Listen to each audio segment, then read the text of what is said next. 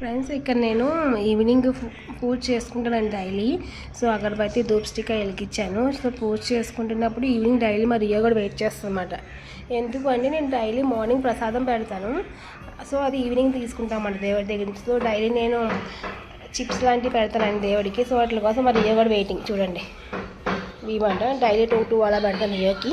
అంటే స్వీట్ ఎక్కువ పెట్టదు కదా, మా రియో కూడా రోజు వెయిటింగ్ మాట. చూసారా నేను పూజ చేసుకుంటుంటే వాడు అక్కడ ప్రసాదం కోసం వెయిటింగ్ మాట.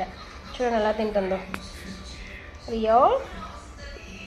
చూడండి బాగుందమ్మా. రోజు ఇలాగే వెయిట్ చేస్తాను ఈవినింగ్ టైం. నేను పూజ చేసుకుంటే చాలా వచ్చి కూర్చుంటుంది పక్కన అలా.